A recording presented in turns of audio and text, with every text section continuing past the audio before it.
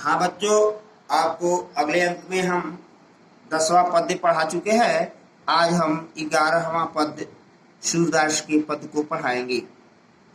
आप देखें, कक्षा 10 के बच्चे सभी लोग हिंदी सूरदास के 11 पद्य को देखें। संदेशो देव की सो कहियो, हौ तो धाय तिहारे सुत की माया करत ही रहिए। यद्यपि टेव तुम जानत उनकी, तो मोह कही आवे। प्रातः होत मेरे लाड लड़ैते, माखन रोटी भावे। तेल उबैटनो और तातो जले, ताहि देखी भजी जाते। जोई जोई मांगत सोई सोई देती, क्रम क्रम करि कै नहाते। सूर पथिक सुन मोहि रैनी दिन, बड़यो रहत उर सोच। मेरो अलग लड़ाई तो मोहन है हो करत संकोच। ये 11वां पद रहा। इसके कठिन शब्द को देखें। संदेशो माने संदेश, कहियो माने कहना, धाय माने धाय, धाय माने धाय, माँ के समान पालने वाली स्त्री को धाय माँ कहते हैं। सुत माने पुत्र, सुत माने पुत्र। माया माने माता। यद्यप माने यद्यपि। टेव माने आदत। जननी माने जानती माने जानती। तो माने फिर भी। मोहि माने मेरी बात। लड़ैते माने लाडले। तातु माने गर्म, तातु माने गर्म। भजी माने भाग जाना। और पथिक माने रास्ता। रैन दिन माने रात दिन। बढ़ो माने बढ़ना। उर माने हृदय। अलग लड़ैतो माने प्यारा दुलारा। मोहन माने क्रिश। ये कठिन शब्द के अर्थ रहे। अब संदर्भ आप पूर्वत लिखेंगे, पहले बता चुके हैं। पद्यांश में लिखेंगे। इसी पद से निकलेगा प्रसंग, तो प्रसंग में लिखेंगे। प्रस्तुत पद्यांश में सूरदास जी ने श्री कृष्ण की माता देवकी के पास मथुरा चले जाने के बाद माता जसोदा के स्नेह तथा उनकी पीड़ा का वर्णन किया है। व्याख्या में लिखेंगे। संदेशो देवकी सो कहियो, है तो धाय तिहारे सुत की माया करत है रहियो। जसोदा जी देवकी को एक पथिक के हाथ संदेश भिजवाते हुए कहती हैं। एक पथिक के साथ संदेश भिजवाती हुई कहती हैं। क्या कहती हैं कि मैं तो तुम्हारे पुत्र की धाय मां। कहती हैं मैं तो तुम्हारे पुत्र की धाय मां हूं।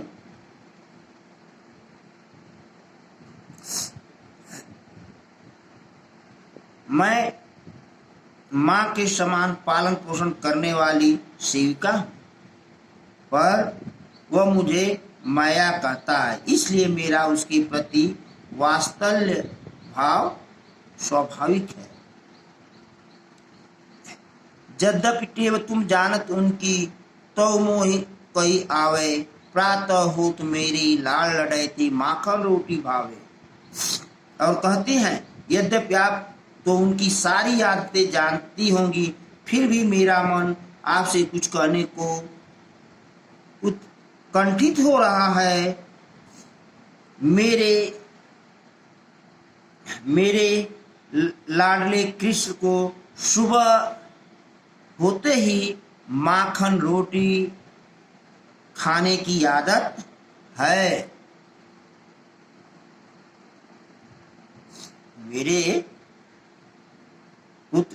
मेरे पुत्र कृष्ण को सुबह होते ही माखन रोटी खाने की आदत है। और क्या कहते हैं, ते तेल उबटनो और उतातो जलता ही देखी भजी जाते, जोई जोई मांग सोई सोई देती, क्रम क्रम करके नहाते। और कहती है कि वह मेरे लाडला जो है उबटन तेल और गर्म पानी को देखते ही श्री कृष्ण भाग जाते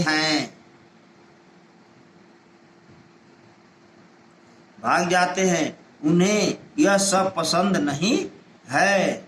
इस समय वो जो मांगा करते थे, जोई जोई मांग सोई सोई देते, उस समय जो जो वो मांगते थे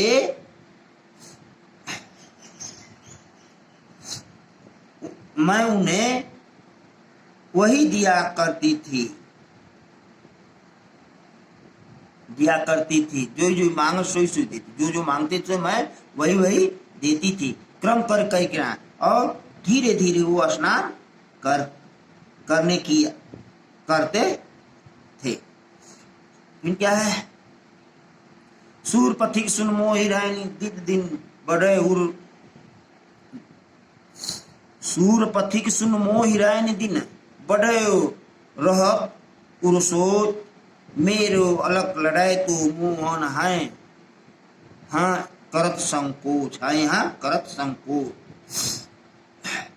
सुधा जी कहते हैं कि माता यशोदा के हृदय में रात दिन यही चिंता सताती रहती है कि उनका लाडला, मेरो अलग लड़ाई तो, उनका लाडला कृष्ण मथुरा में कुछ मांगने में संकोच तो नहीं करते हैं। अब कागज संदर्भ देखेंगे, ये व्याख्या रहा।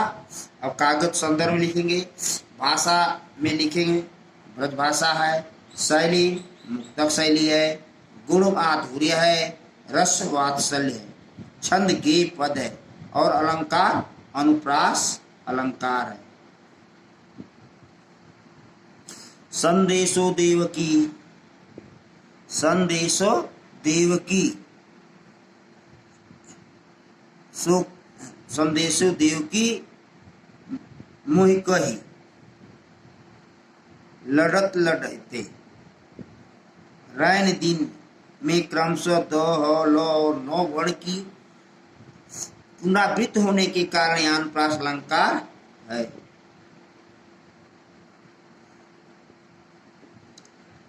जोई जोई सोई सोई ये सब एक ही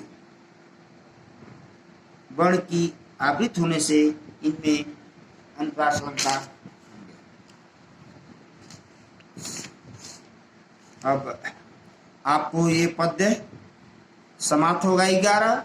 अब दूसरे पाठ को हम लोग अगले दिन देखेंगे। धन्यवाद।